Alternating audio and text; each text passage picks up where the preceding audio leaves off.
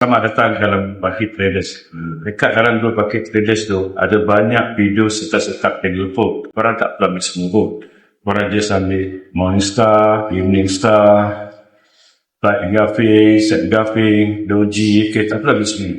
Lepas tu korang praktikkan saja. Kat M50, kat M30, H1, H4 ataupun daily. Mostly yang banyak berlaku adalah M50, M30, H1. Dekat H4 tu, kalau ada candle full, memang dia akan pergi 500 pip ke atas. So, dekat daily, memang 1000 lebih. So, that means kalau M15, 30, selalunya 200 lebih lah. 200 pip lah. So, praktikkan candle-candle Jepun, cara entry candle Jepun tu. Itu yang penting. So, yang paling penting sekali adalah, korang janganlah, buka dia banyak-banyak. Lot size tak jaga. So, ikut standard. Ada 100 USD 0.01, ada 200 0.09. So bila korang dah pro, barulah korang boleh main 0.02 walaupun ada 100 USD. Apa yang korang perlu lakukan adalah everyday update masa satu hari 1 jam. Satu hari 1 jam tu korang buat backtest, praktik je.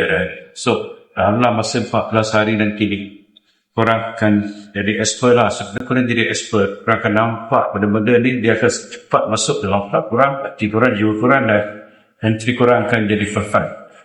So, kalau kalah pun is okay, sebab korang hanya kalah 60-70 pip. Tapi kalau menang, dia akan pergi dalam 200, 300, 400, 500, macam dekat ini 1000 pip. Dekat H4, 500 pip ke atas.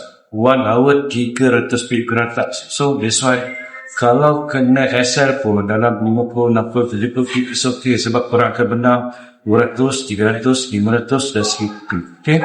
So, relax, santai-santai, tunggu aja price datang kat dalam zone, baru korang hitam. Itu saja yang saya nak cerita korang. Semoga bermanfaat. I'll see. Assalamualaikum.